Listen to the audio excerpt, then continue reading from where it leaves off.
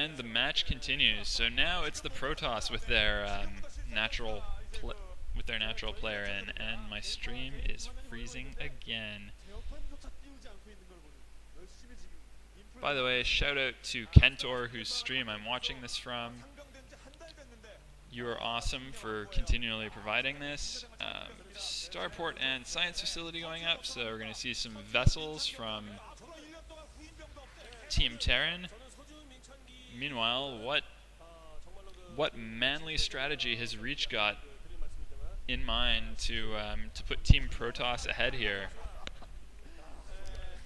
Building some more gateways and a forge for starters. This is a good thing Reach does, which is build those cannons in his mineral line to stop any vulture harassment, because this being a big economy map, we're probably going to see some sort of economy harassment. We might see some storm drops from Reach later on. We might see some vulture drops from, well, any of these Terran players. Right now, Great. It looks like Great is going to be focusing on getting up science vessel production rather than dropships. But we'll have to see what happens, as that control tower will have been finished building by now, but hard to tell just what he's been building. Arbiter Tribunal's up. Stasis probably researching. It's been a little bit difficult to see just what the players have had in terms of production. Oh! Team Terran sneaking a base over at the 7 o'clock position. A bit of a hidden expansion. Don't know if they'll be able to hide that one for all that long, but trying to keep in the economic game. Meanwhile, on the top right of the map, don't know if that's an observer or a probe. They might be looking to get up another Protoss base to stay one ahead. Oh, Dragoons on the way to intercept that SCV, building that command center. Hello, surprise. And Terran expansion slowed down. Apparently you just don't try to hide an expansion against Reach. Meanwhile, something on the move across the top, and it's a Terran unit. Might be a dropship heading up around that island expansion, dropping a vulture. That's a wee bit strange. First Arbiter's out, and that dropship narrowly escapes singularity charge death at the hands of those Dragoons. Alright. It's time to see how by.great is with his vulture harass. These are the kind of things we never really see, but yeah, players, pro gamers off racing, pretty cool. And the last game in this All-Stars match is further evidence of that. So it's really interesting to see these kind of hypotheticals at work. It's like, just how would these players play other races than their own?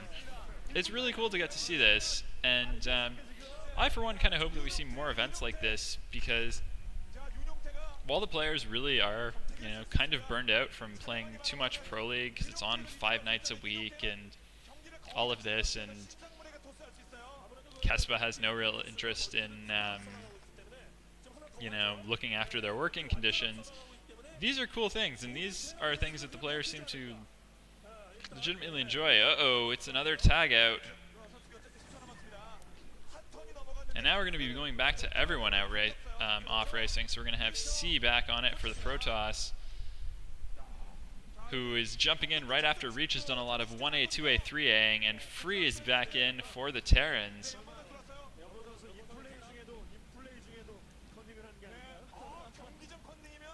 And that Arbiter and Protoss army is just kind of hovering menacingly around the Terran quadrant of the map.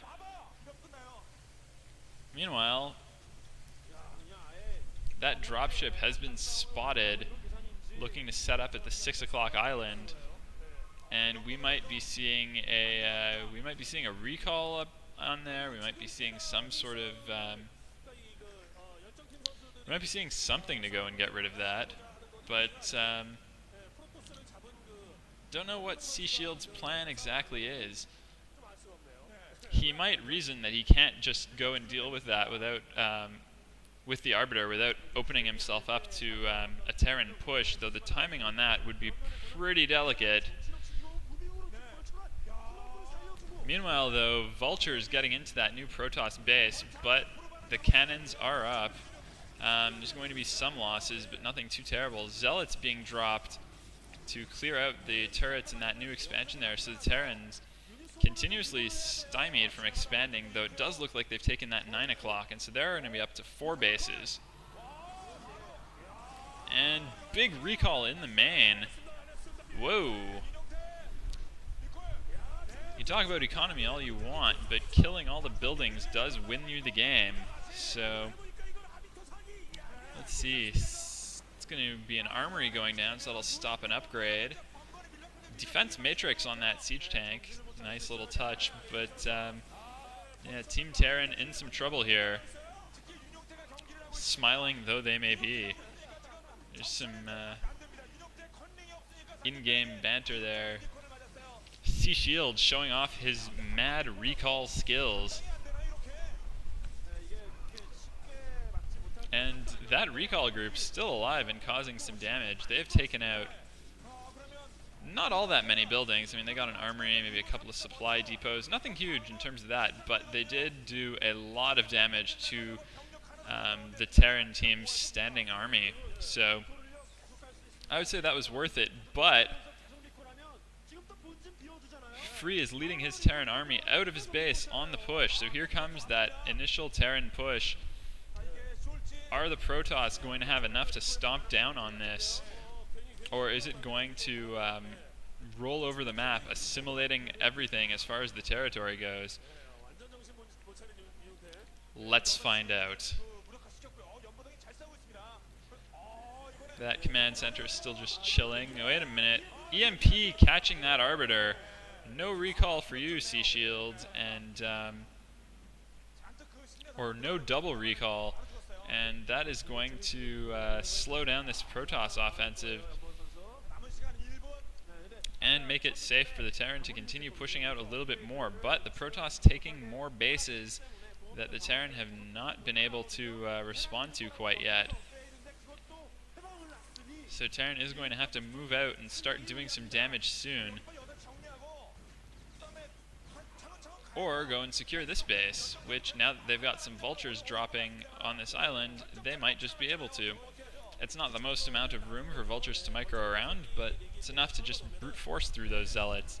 Second Stargate is up for the Protoss team, and Terran lands that island just as it's time to tag out again. And there's a big confrontation in the middle, and it's switching time. We've got Leta pushing against Luxury, so the Terran push has started. The Terran player is on the hot seat, and we've got Luxury defending for the Protoss, or, you know, playing for the Protoss now, who might find themselves in a defensive position. So it's really interesting to see how a mainly Zerg player would handle this kind of situation. Oh my, Terran army is moving over to cover that 9 o'clock expansion, which looks like exactly where the Protoss are looking to attack, or to defend their bases up toward the 1. Did I say 9 o'clock expansion? I meant 3. Anyway, huge armies for all.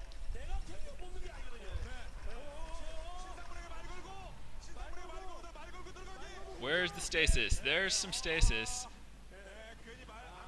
Catching about 4 tanks. I don't know if that's enough to enable the Protoss to really close in there. That is a crap ton of tanks. That's about 20 tanks.